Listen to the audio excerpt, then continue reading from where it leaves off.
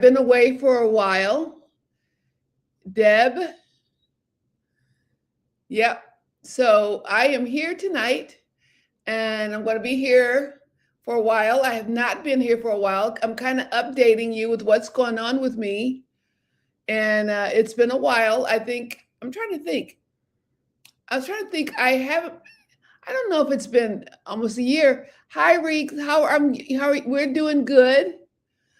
Uh, Yep, we're doing good. I'm at Greg's house actually right now. This is my week at his house. So we just got back from working out. We just did our workout. We've started working out twice a week, lifting weights. So, uh, yeah, we rush back. So, yeah, let's see. Somebody wants to go live. Anita, how are you? Good to see you. It's like old times. I'm so glad to be here. We just got back from so Anita is our moderator. I mean, she's been the moderator. I can't believe. How long has it been? It was like 2 years or something like that. Yeah, I mean, I was trying to think when did we first start going live? It's 2 years? It's been 2 years? Oh my God. That is such a long time. Wow. Greg and I have been together we met just before my birthday, my 75th birthday. I was 74 when I met him. So we got together right before my birthday. So that was, I'm 77 now. So I was 77 in March, April, May, June. So really it's been 2 years and 3 months. So we were just starting to date, I guess, when we began, Anita. Yeah, because it was 2 years and 3 months. Hi, Ramona. 2 years and 3 months. Exactly. You saw the whole beginning. You saw the good, the bad, and the ugly. Hi, Lisa. How are you? We were just saying, Anita started doing the moderating 2 years ago. So 2 years ago meant that Greg and I met 2 years and 3 months ago. It was right before my 75th birthday. So 75, 76, 70, so 3 months. So we had just been dating 3 months when I went on live. We were like really, it was fast. Lisa, you've been here from the beginning too. I said you all saw the good, the bad, and the ugly. There was a cowboy show a long time ago. It was a movie. Probably you're too young to have seen it. It was called The Good, the Bad, and the Ugly. And that's what Greg and I had, the good, the bad, and the ugly. Clint Eastwood, you're right, Lisa. Oh gosh, that was crazy. We know what not to do. Absolutely. It was like what to do. And the thing about it was so public. The whole thing was so public. And remember he had all the haters? Oh my God. It was never going to stop. And then remember, Anita, we ran into another bump and Anita said, please don't share it on social media. Do what you got to do, but don't share it on social media. Oh, the haters were coming out by the hundreds. It was amazing. Oh my God. Wow. And you were dealing, and Anita was like kung fu. She was like, duh, boop, boop, boop. She was putting the haters out. Oh, Tara and Lisa, you're back up. It was crazy, crazy, crazy, crazy. It was the whole thing was crazy. So anyway, better days ahead. I mean, yeah. Anyway, we'll get to that part because a lot of things I was off guard, and so you all didn't really know what was going on. So I was working things out, and a lot of it was, I think I told you, was me. A lot of it was me. I'm not saying that Greg's an angel, but I'm saying a lot of it was me. But today I want to talk about me building my life by myself. So yesterday I was sharing how I met this guy and he saved me. I mean, he literally did save me. And even though, hi, Lisa, how are you? What are we talking about? Well, I haven't really started talking yet, but um, we had in the very beginning, as I started doing lives on TikTok first. I'm just starting to do them on Facebook as well. But Anita and Lisa, there were women that were there in the very beginning when Greg and I first started dating, which was 2 years and 3 months ago. So Anita is a moderator over on TikTok, and so it's Anita, Elisa, and Tara, and Toby, and they were with me from the very beginning of when me and Greg met, and then we had some bumps, which you on Facebook don't know about, but you will learn. I'm going to share everything. I'm going to share everything that happened to us to get to where we are today. And so we called it the good, the bad, and the ugly, because it was like terrible. And when things were really on the rocks and I was sharing everything publicly, we had so many haters, and I would do the lives, and Anita would have to like kick all these people out because they were just so vicious. So yesterday, just kind of bring you up to date. Yesterday, I shared about how I got sick. I shared about how I stopped dating for 20 years. So I'm just going to go real quickly on that, just so you all who know about it, just kind of bear with me, because I want to make sure that our friends on Facebook are up to date. So I stopped dating before I met Greg. I had stopped dating for 20 years. And I went back and, like the prequel, like what happened that made me stop dating for 20 years. And when I stopped dating for 20 years, I believed my love life was over. It was like, I did it. It didn't work out. It's not for me. And so I'm just going to make my life without a man. So, but before that, I'd met a man and he had a lot of money, and I got sick, and he came with his white horse and rescued me. And he bought me a car, and he bought, clothes and travel and all that. And then I kept getting sick because it was very anxious. It was a very nervous situation. And then he got tired, and he basically left the country and abandoned me after a year. So after that happened, along with my childhood, and my father was a narcissist, and my brothers were all narcissists, treating women, had lots of women. I just said, I can't do this. For whatever reason, I don't have what it takes. There's something wrong with me. I choose the wrong man or whatever. I just am not going to do this anymore.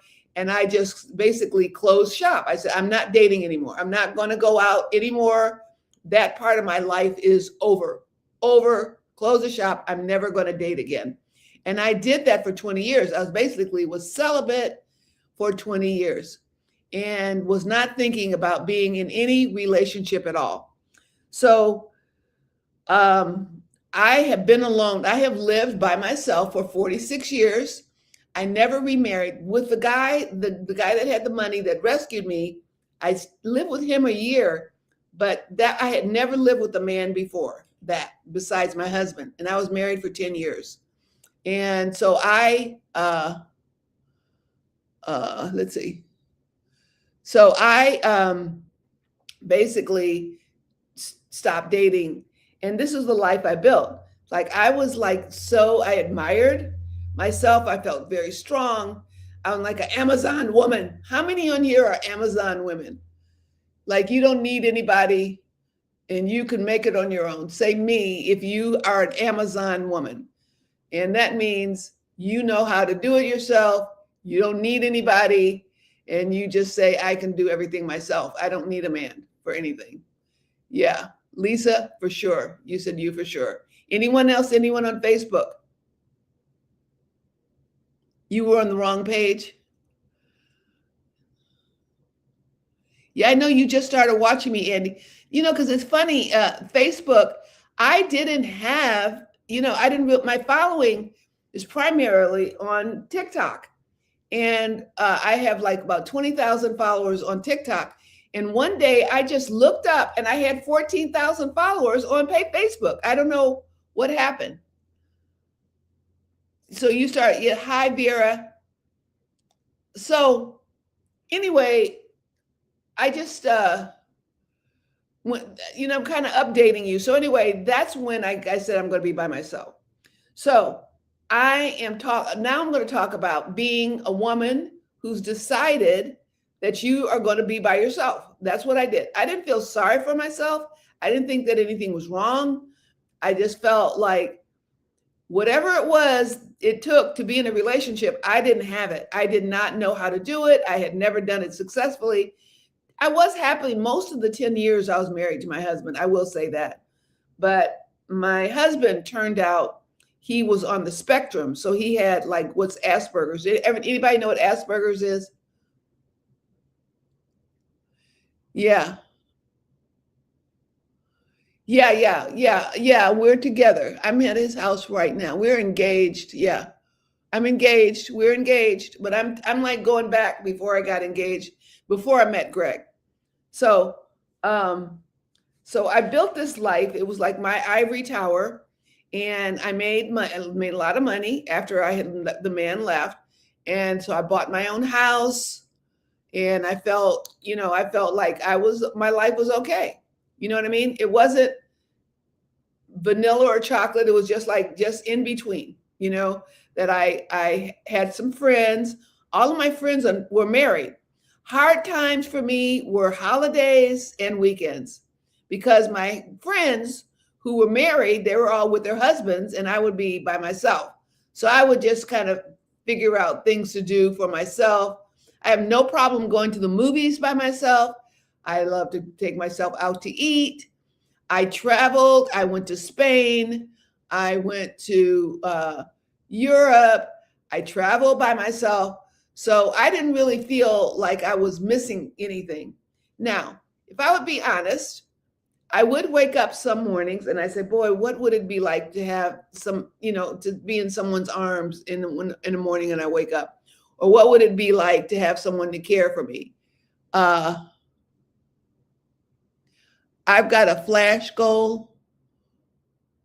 What does that mean? Huh? Hi, Joanne. Yeah. So anyway, people would admire me. They say, "Oh, Pamela, you're so independent." And I had my house. I love my house. I still like my house, and my house was pretty. I was independent. I worked. I had my own business, and I will admit I am a workaholic. I still am a workaholic, and it has caused me problems in my relationships sometimes. How many of you have been like a workaholic? There's Greg out there in the lawn. He does his own lawn. He's out there cutting the grass or whatever he's doing.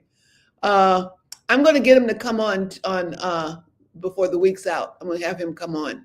How many of you would like to see Greg again? Greg used to do all the lives with me. The two of us used to do them together on Sunday. Yeah. So anyway, I never noticed that I was lonely because I didn't feel lonely. If you're by yourself, if you were honest, would you say that you're lonely or you feel pretty good about being single? How many, just like if you're single, you're okay being single?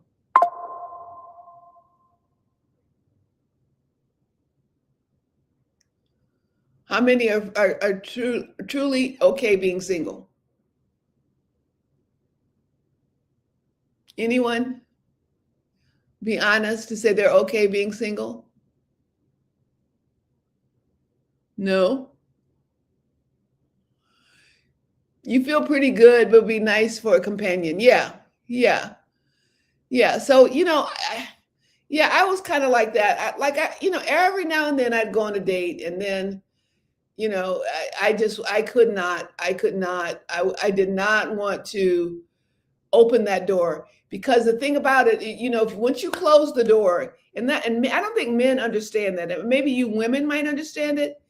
If you could go a long time without having physical relationships, eventually the desire, uh,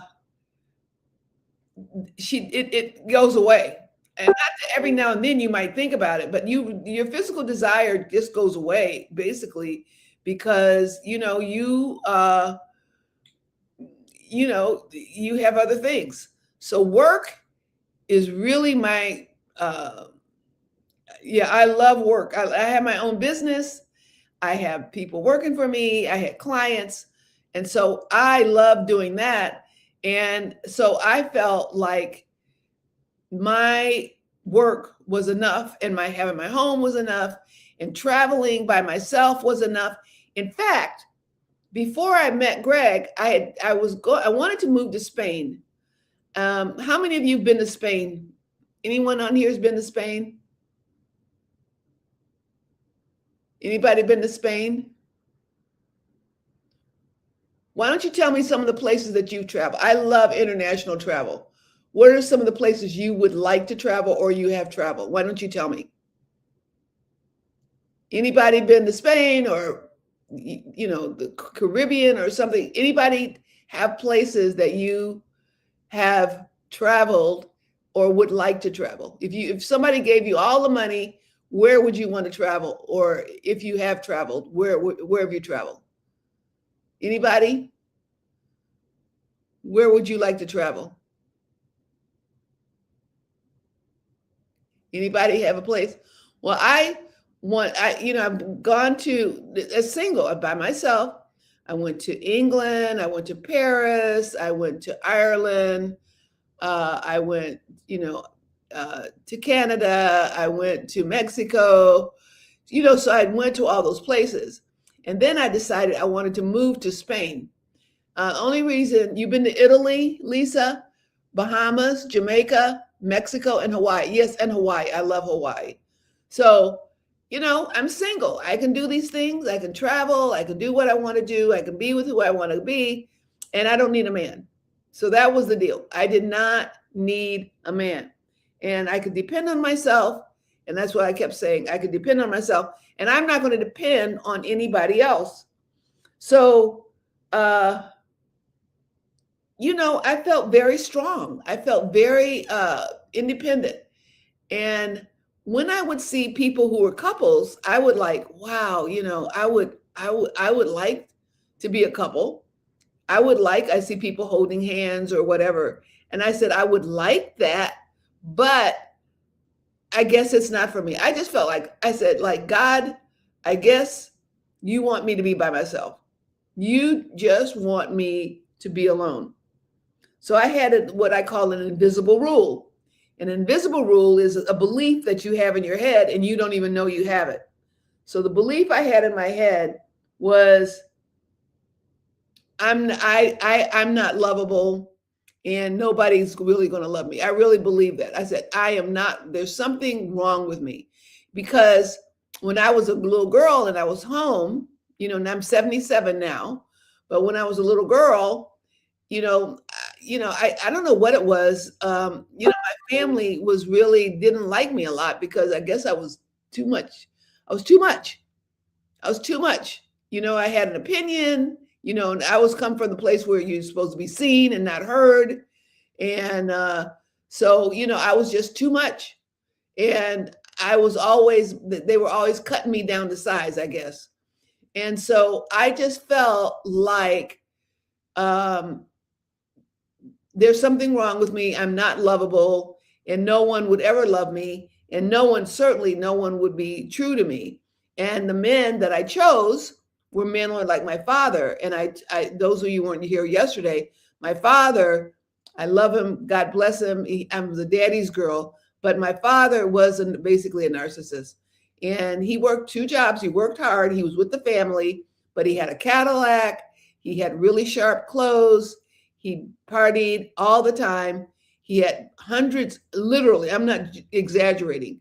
He had hundreds of women. He slept with all my mother's friends. And we were home. We wore hand-me-downs, and we wore hand-me-downs, and we had holes in our shoes. And my dad was driving around in a Cadillac. So, you know, that's what I was used to. And so I just felt like those are the kind of men like that were flashy. Greg asked me the other day, he said, "You always say I'm not your type of man. What is it about me that's not your kind of man?" And I just like, well, the men I like were flashy. They were flashy men. They had, like a fancy car and fancy clothes, all of that. And with that and a quarter, you could be by yourself. How many of you judge a man by the car he drives and what he has on, what he wears, and how he looks? If you do, just say me, be honest. If that's how you judge, if you meet a man and you figure whether or not you want to be with him, you go by what does he drive, how does he dress, can he dance, what kind of clothes he wears. How many of you feel like that? Uh-huh. All things, Doug. Yep, you do. Yep. You used to, but you're learning. You used to when you were younger, Anita. Yeah. Yeah. That's what I judged. And the worst relationship I was in, there was this guy, and I was in this town in California. I lived in California for you in Facebook. I lived there for 17 years. I'm in Florida now. Been in Florida for 20 years.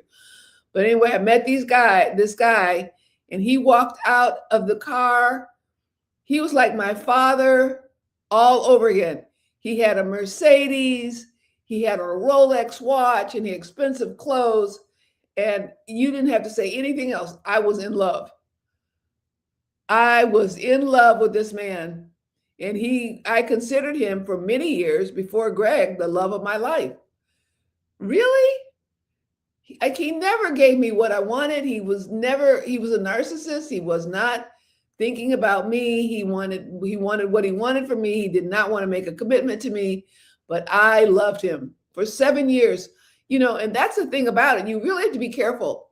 And that's why I decided to be by myself, is if you let the wrong man in here and he gets in you and you are like bonded to him, he could take years of your life. And that's what happened. I met this guy. I was in my late 40s. And all he did was walk out the car with the Mercedes and all that. And for 7 years, I was bonded to this guy. And, there was nothing he was going to give me at all. Nothing. Yeah, that's right. That's what happened. Yep. I'm trying to say all things Dorinda. Is that what all things Dorinda? Yeah, you have to be careful. And you don't even know what happened. I mean, that guy, that minute, he didn't do anything but walk out the car and come over. My legs were weak. My knees were weak. And I was gone. I was gone. And it was never going to go anywhere. And so 7 years of my life, by then I'm in my 50s. Now I'm in my 50s. And I wasted my life with this guy who loved himself more than he loved anybody. He certainly wasn't going to love me. And he wouldn't let me go either. You know what I mean? When they find out that you're bonded, they don't let you go. And they go and they do whatever they want to, and there you are.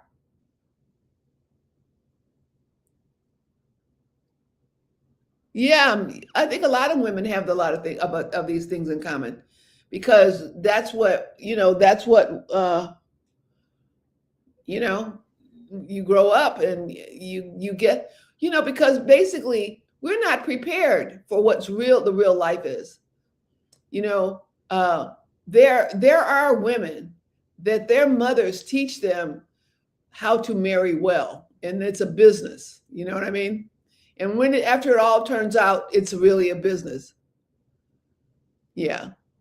So I wasted 7 years. So I want you, how many years, if you would think about, okay, so I wasted 7 years with him.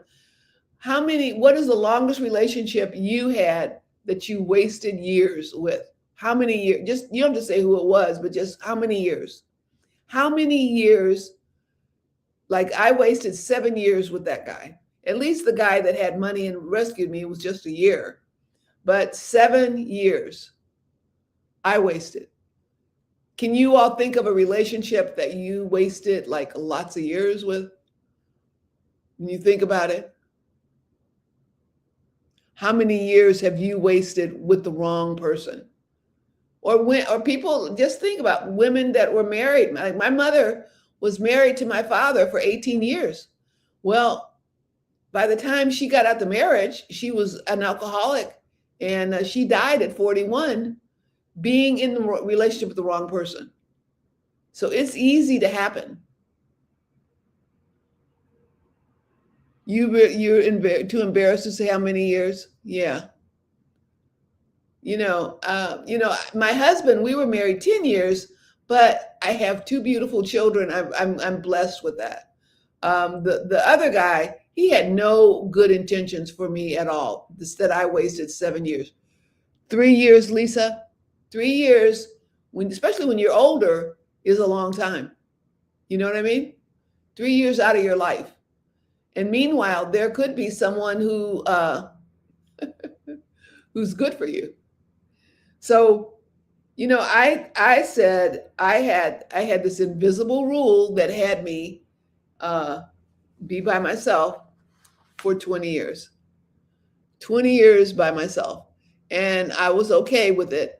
And I just believed. So there I was, 75 years old. This is when when things change. I was 75 years old.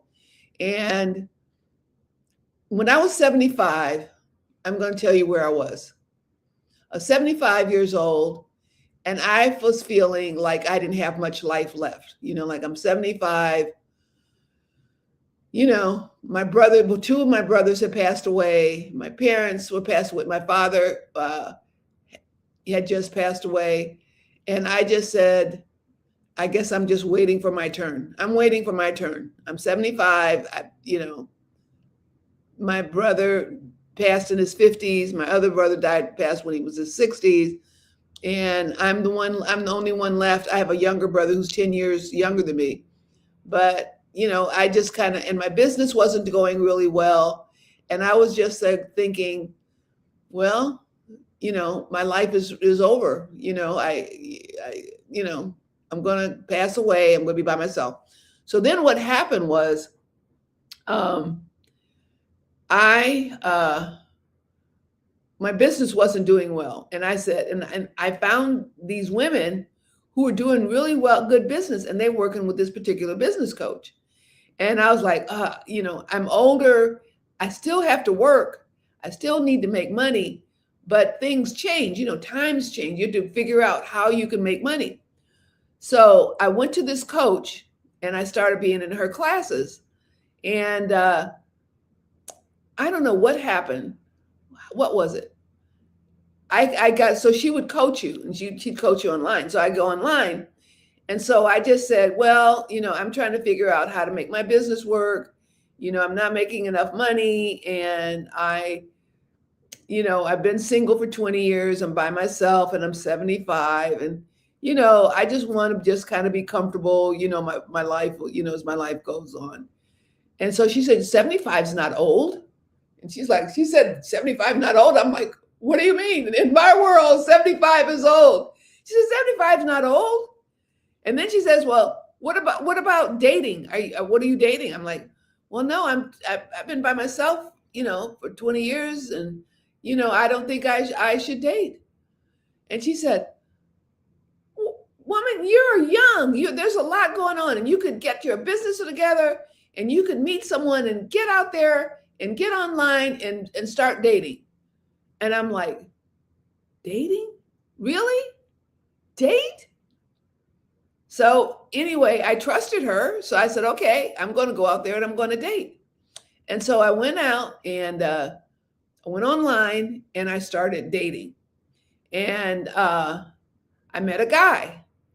And dating, how many have dated online and think it's terrible, horrible? How many, tell me, be honest, if you've dated online and you hate it, you hated it, it's terrible. Say me if you've like dated online and you feel it's terrible. Say me if that's happened for you. Like it's just terrible. Yeah. You didn't have a good experience, Tara. Yeah. Anita. Yeah. Yeah. It never worked for you, Lisa. Okay. Yeah. Yeah. Yeah. Yeah. Yeah. Yeah. The favorite one. Yeah. So I was like, oh, go online and date. So I was like, okay, all right, I'll date. So I go online, and at that time, I think I told you I decided I wanted to move to Spain, but then I changed my mind. I said, you know what? The language, I can't speak Spanish, and in Spain, they don't want to speak English. But I heard that you could go to Portugal. In Portugal, they speak English. Let's see, what did you say here? Somebody said, you're glad and happy for me that I have happiness and I found peacefulness in someone. Thank you, peace. It wasn't a cakewalk. I'll tell you that for sure. That's why I'm trying to tell you the whole story so you know about it. So anyway, she said, date, go online. And I was like, but anyway, when you pay for a coach, you're going to do what they tell you to do. So anyway, I would start dating. So I met this guy, and he wanted to go to Portugal, like I wanted to go to Portugal. And I said, wow, God bought me someone who wants to live in Portugal too. And he was a handsome Black man, and he was a widower. His wife had died. He'd been married for 20 years. He just moved to Florida from Arizona.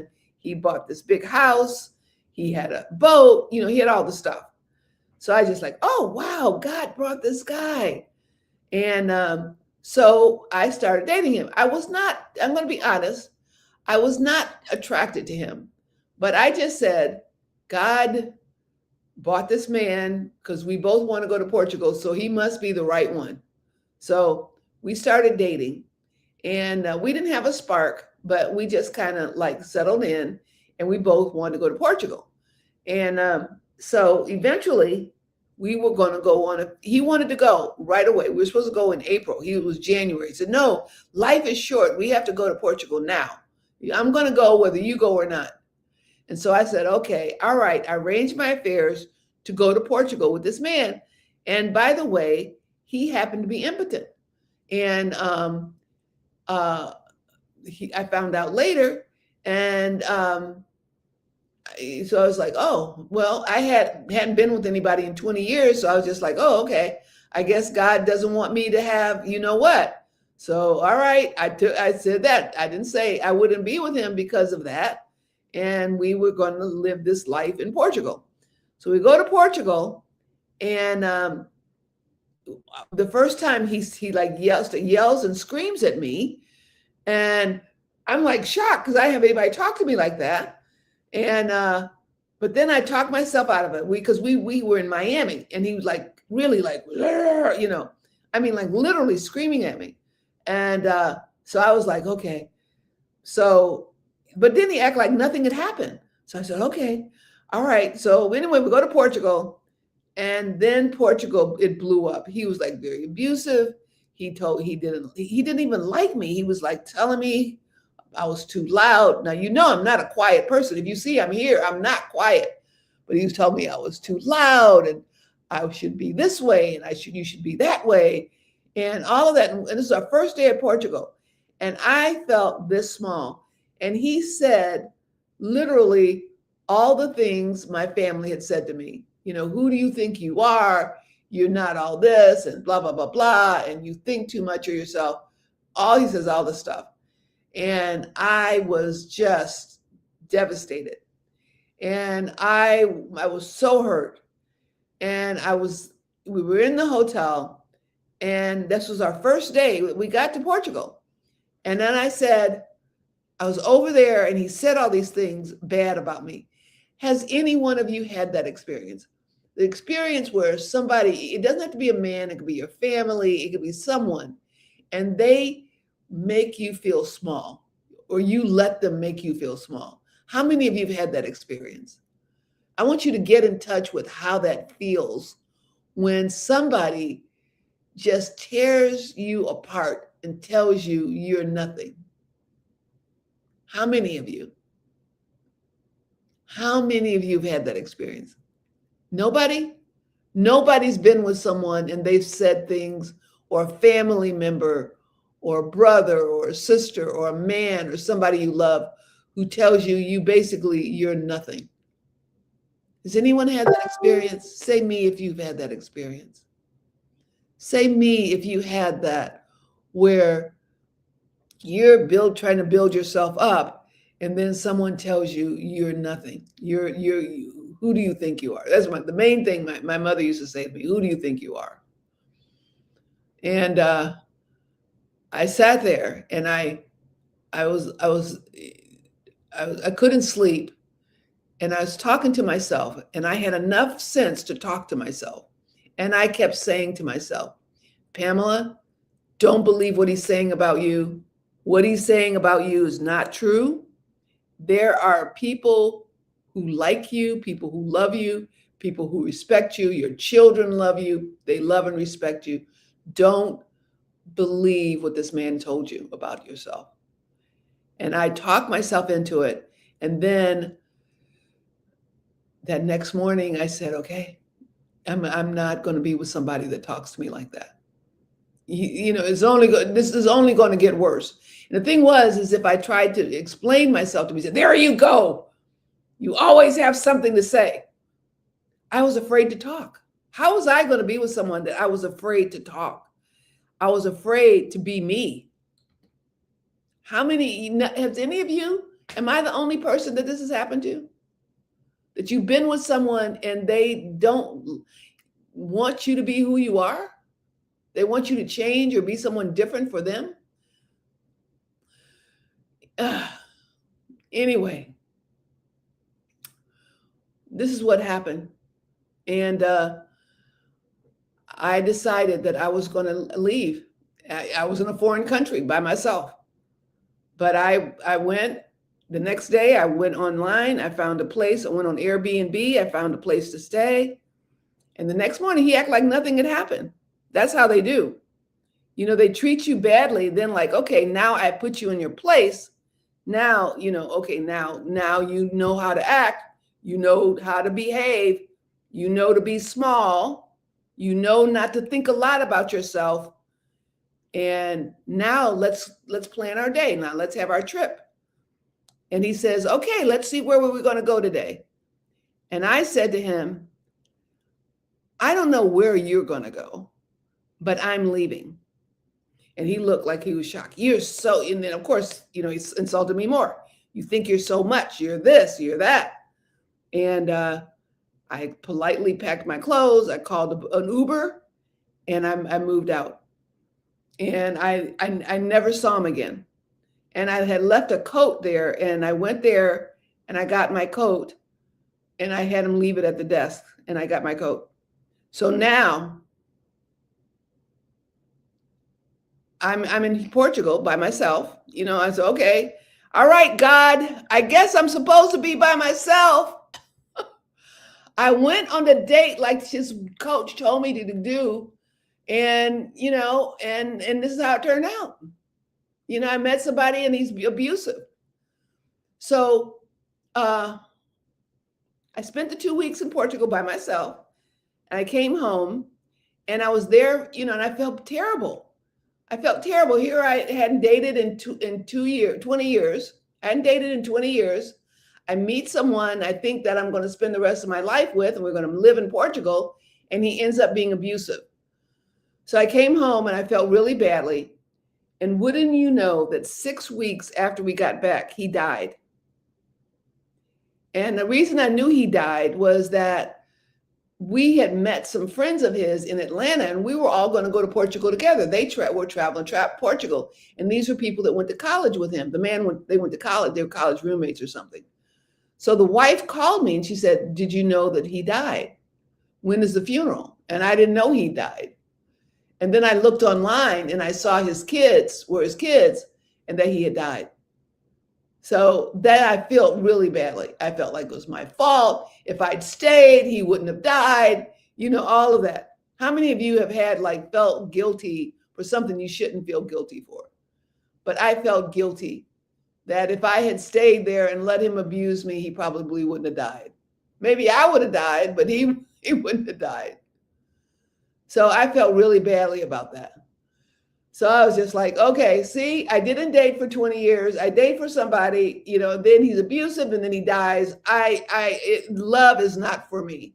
Love is not for me. So I go back to the coach and I said, I felt really raw inside. I said, I met a guy, I met this guy. We were going to go to Portugal. We went to Portugal. He was abusive. I had to move out. And then 6 weeks later, he died. I feel terrible. And so the coach says to me, she says, you can grieve. I know you feel sad, but go back out there. Go back out there. You got to be kidding me. Go back online after this happened. How many of you would have just said it's over? No. If you would have said no, write no in the chat. No, I would have said no after all that. After all of that, I had the guy that I wasted 7 years. I had the guy that rescued me that, abandoned me after a year. Then you don't date for 20 years. And then you go back out there and you're going to date. And then the guy's abusive and then, he dies.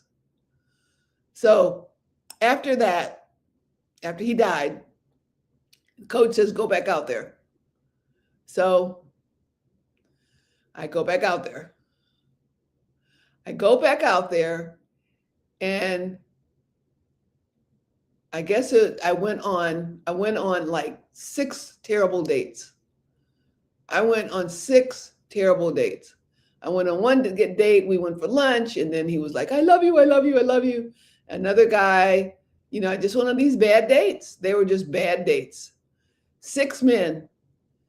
And then Greg writes me, and he says, I think we have something in common, or whatever he said, and I would like to come take you to lunch. Well, he lived in Tallahassee. I lived in Jacksonville, Florida. He lived in Tallahassee, which is 3 hours away. And he's going to drive 3 hours to take me to lunch. So I was like, well, maybe this guy is really serious about a relationship, because who would drive 3 hours to take somebody to lunch? I didn't know him then. And so I meet Greg, and I was 75. And so then the coach has said, when you meet somebody, when you find somebody, go all in. Go all in. Go all in. I'm like, well, how do you go all in? It's like, you're like, oh, you're going to push him away. And what are you up to? And I know you're not going to do the right thing. And I'm going to protect myself from you and all that. This is how you go in a relationship. She said, no, put all that away and go all in. Go all in. Go all in. All right. So I looked at Greg, and he seemed harmless enough. I didn't know him. Harmless enough. And I said, okay, here's the guy, and I'm going to go all in. We go all in. So we're not going to do all this. So we went on our first date. We had lunch. It was just before my birthday. And then my kids were coming, because 75 is a big birthday. So my kids were coming from out of town. My kids are in their 50s now. And my kids came to take me to celebrate my birthday. So after my birthday, he came. We went on another date. And we went on our second date. I said, let's meet at a park. Again, he drove 3 hours and we went to the park and we walked around the park. And then we went to lunch in near the beach. I live near the beach. We went to lunch. And then I decided I was going to go all in. Now, this is so uncharacteristic of me. Okay. Now, remember, I hadn't dated for 20 years. I had all these bad experiences and the guy that just died, all that. So I said to him, I said, like, I'm kind of figured out, like, okay, I'm going to go all in with this guy. So I said, I have a business trip I have to go on.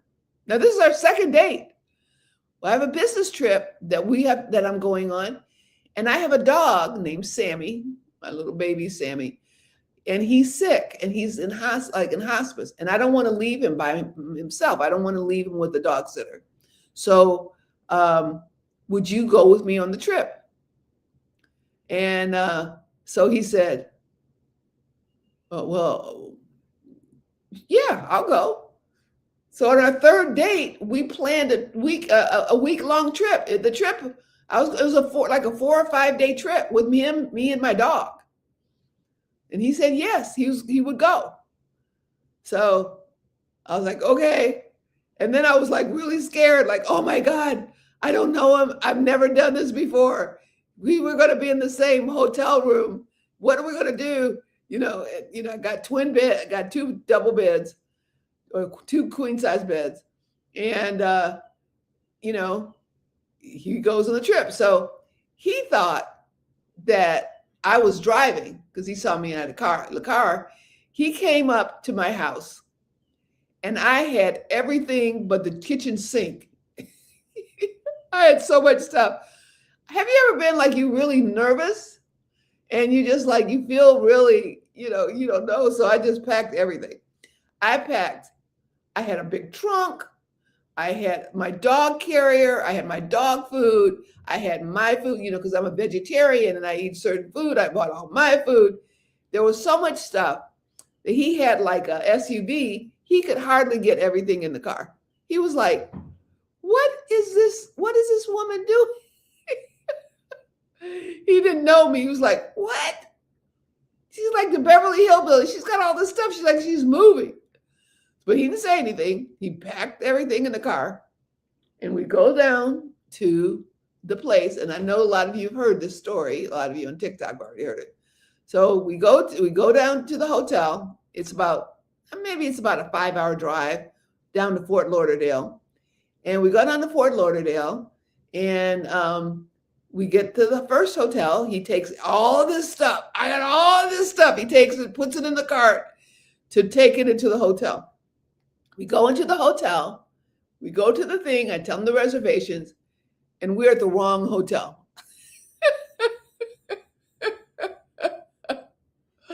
So he's got to pack all this stuff and put it back in the car.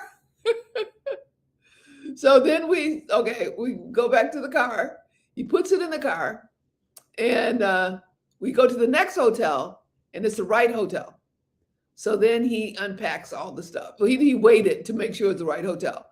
So then he get all the stuff. And then he puts all this stuff and my dog, I had a big dog carrier, like really big. My dog was sick. So I had his little bed and I had this special food and all this stuff.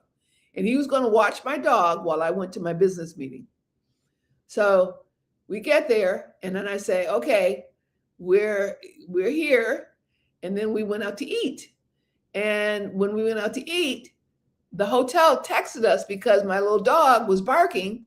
And they said, you can't leave your dog by itself because his dog was barked. So that meant whenever we went out to eat, we were going to have to sit outside.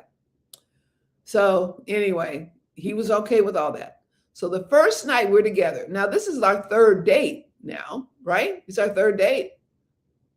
Because we had the first date before my birthday. The second date, went to the park, and this is the third date. We're like on a trip together for 4 or 5 days. And then, so I thought, okay, I told him, I said, we were talking about this. And I'm like, I don't know how to act. I mean, I don't know this guy. This is our second date. So I had an index card, kind of like this little index card. And I wrote down things I think he should know about me because we've never been together. We're going to spend a week together. So he's driving, and I'm saying, okay, there's some things I think you should know about me. Let's see. First thing I said was, I have hair extensions. You can't touch my hair. I said, I sleep with my dog. So, okay, I sleep with my dog. And then I said, I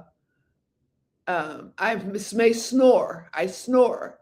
And then I said, and I go to the bathroom a lot at night. And then I said, and I bought a box of protection. Because I was trying to figure out, I'd never done this before. And I said, who provides the protection, the woman or the man?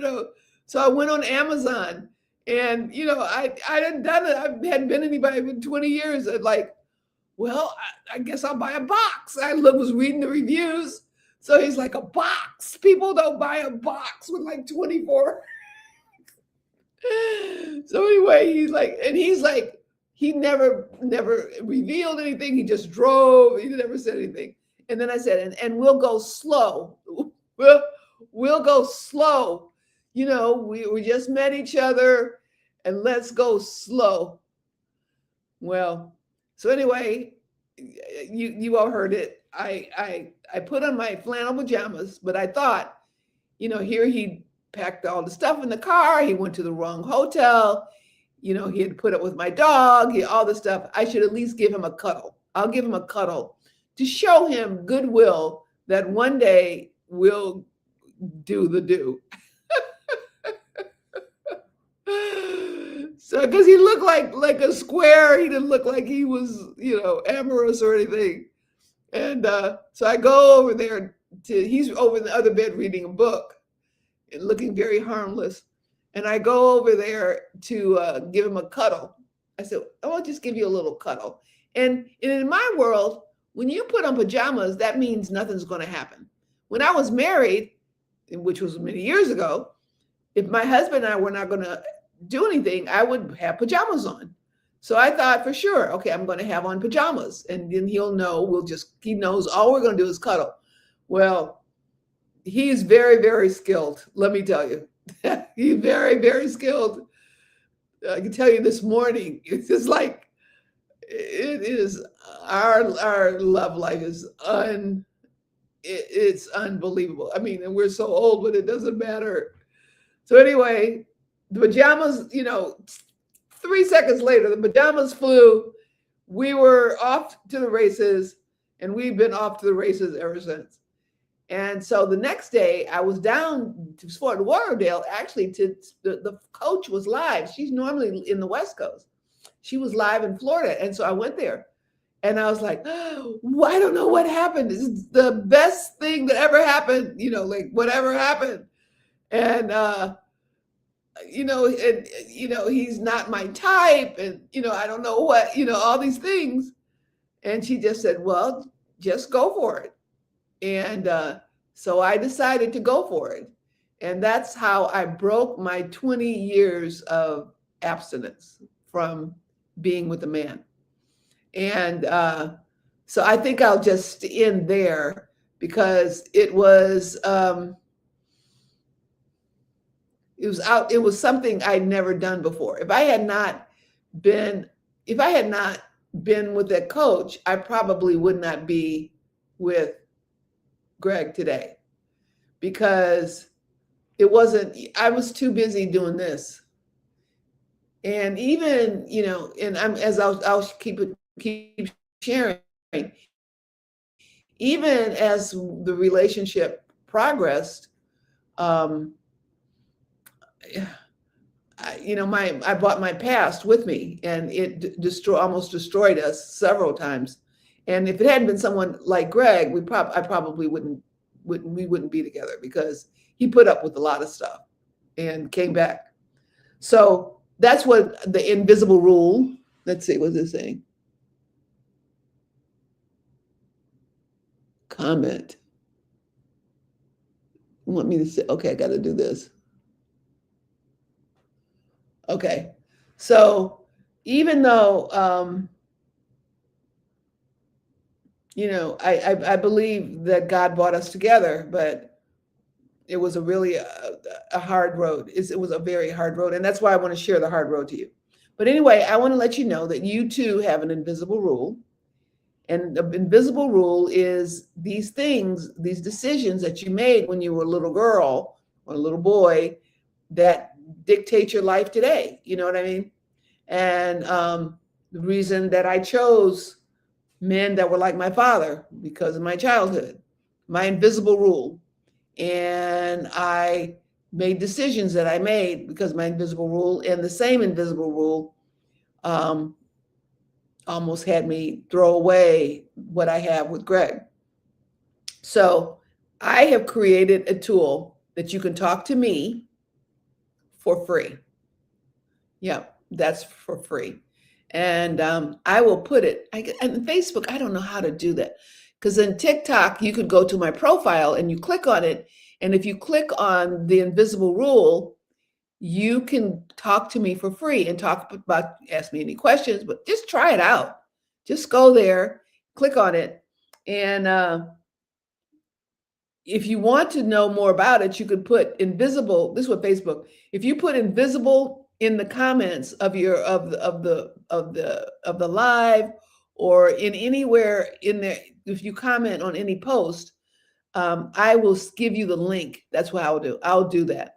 And if anybody on TikTok, you just want the link, just comment on any one of my posts, invisible, and I will send you the link so that you could just click there. Otherwise, you could go to my profile because it will show you these hidden things. I mean, I don't want you to have to wait till you're 75 to get the life you want. It took me 75 years to wake up because I was so busy following, things that happened to me when I was younger and closed the door. And I can't believe, I cannot believe how happy I am today. I'm very, very happy. Greg makes me very happy. And he doesn't try to change me. And I'm a workaholic and he's fine with it. I mean, he has gotten miffed a few times because he wants to spend time with me and I'm like working. But like last week, I was home all week and he stayed here and I went home and I got to work all week. But, um, I want you all to have happiness. So if this tool helped me, I think it helped me because it helped me. My own tool helped me, and I know it can help you. And you go there and you talk to me just like you're talking to me. You can just talk, and it's free. It's no charge for you to talk to me. If you want anything else, you can pay, like $7 or whatever. But it's free. The conversation is free, and you will get so much out of it. When I talk to me myself, I can go there and I could say, I want to talk about something that happened with me and Greg or something that happened. And she always remembers helps me remember who I am. So anyway, I was alone. I was like in a fortress. I'd locked myself inside my own ivory tower, protecting myself from what? I don't know. I'm protecting myself. Why am I protecting myself? Life is meant to be lived. And you know what? There are disappointments in life. There is hurt in life. I mean, that we're here and that's going to happen. It's just going to happen. We can spend our life thinking we're going to protect ourselves from hurt, but we're not going to protect ourselves from hurt. People we love died. My 3 dogs died. I still miss my dogs every day. My dad, my brothers, my mother, we're going to have loss. We are going to be hurt no matter what. So did I protect myself, for 20 years being in an ivory tower? From what? From the experiences of what? Because life is meant to be lived. And if we live life, we're going to experience hurt. If we live life, we're going to experience disappointment. if we live life. Just like I look at Greg, like I used to look at my dogs and I used to say, oh my God, what will I do when one of my dogs dies? I love my dogs. I built my whole world. This is during the 20 years around my dogs. And hey, life is meant to be lived and you're going to have loss. And sometimes I look at Greg, like we're so happy together, like, oh my God, one of us is going to pass. We're in our 70s. But are we going to like not have joy and love because we're in our 70s? So I want you all to be able to have that, to get past that. So put invisible in the comments and I'll send you the link and you can go there for free and talk about your invisible rule, or ask, say, hey, here's I want to find out what my invisible rule is. And it'll tell you. It's trained to tell you. And it's an app that I created from myself. And this is something that I have created when I was in 1987. And I am just here at 77 years old getting this out. That's how powerful this app is, because it helped me to get something that I had in my heart for 87 since 1987 to help people, but I couldn't because of my own invisible rule. So anyway, I'm going to be back tomorrow. And I think what I'm going to do is I'm going to do lives Monday, Tuesday, Wednesday. Anita, are you still there? I think I'm going to do a Monday, Tuesday, and Wednesday every week. And then we'll do it that way. And I'm going to get Greg to come on here so he can tell his side of the story. But anyway, I'm going to tell you, so far I've gotten you to where we met and how we became involved. And now I will tell you how we ended up getting really serious about each other. And then getting, everybody knows about the engagement. We'll talk about the engagement and how we got engaged, which was unusual. Everything we've done is really unusual. Even how we lived half his house and half of my house. So anyway, thank you all for being here. And I'll see you tomorrow for those of you who are here. Take care. Bye-bye.